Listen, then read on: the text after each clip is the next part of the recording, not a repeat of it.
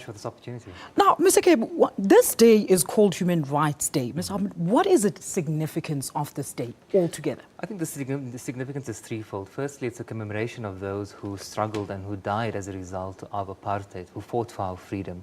So it's an opportunity to reflect on their contribution to our democracy. Secondly, I think it's an opportunity for us to introspect and reflect on our own personal roles as individuals, as part of the broader South African community. And I think thirdly, to celebrate our achievements over the past 20 years. I know that we often focus on the negative side. Absolutely, but it's also important for us to recognize that there have been significant advancements. The right to freedom of expression, free press, for instance, that we have now, that we take for granted, that never existed under apartheid. So I think those are the three major components of the significance of today. With that in mind, Mr. Ahmed, would you say that media has played a pivotal role in actually educating our people about their basic human rights and also what the history of this day really is about? Absolutely, and I think the media plays an absolutely fundamental role. We can't do our work as the Human Rights Commission without the support of the media, and the media has been absolutely pivotal in that regard. At the same time, I must also be critical of the media.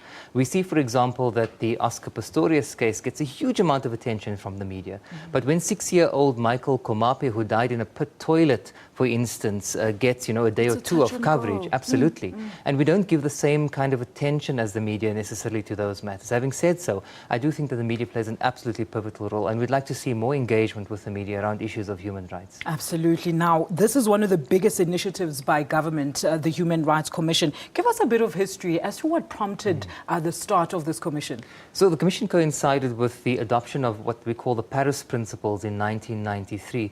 And the Paris Principles essentially establish organizations called national human rights institutions, which are institutions set up across the world by governments, but are completely independent of the government.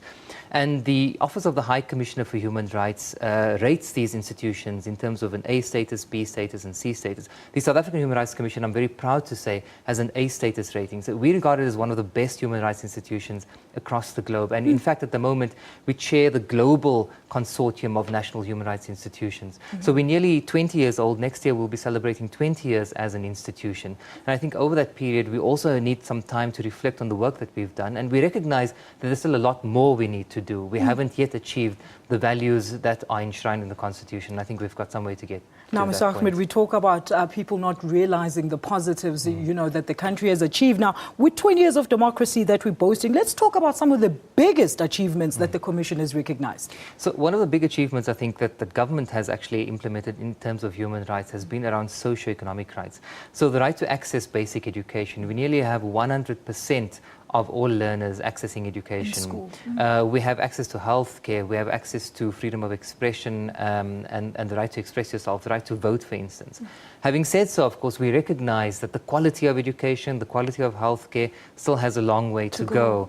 But at least there's access, and I think we must take the good with the bad and recognize that there have been some achievements. 20 years is not a significantly long time, but clearly significant gains have been made during this period, and I think we need to push government harder, and we hold government accountable to ensure that they give effect to the rights enshrined in the Constitution. Now, Mr. Ahmed, we used to live in a country of non-equal opportunities for all South Africans. Would you say that most or all South African citizens are rightfully attaining and exercising their most basic rights currently?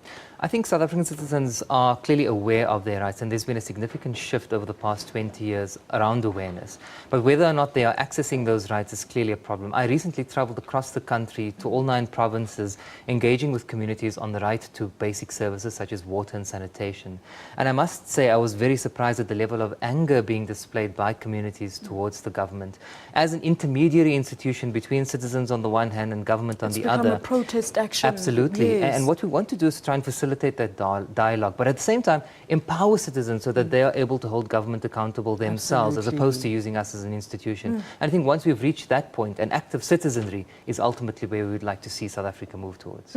Thank you so much. Well, that was the CEO of the Human Rights Commission, Mr. Kayum Ahmed, talking to us about the very importance of this day, the history, and of course some future prospects to look forward to as South Africans in regards to our human rights.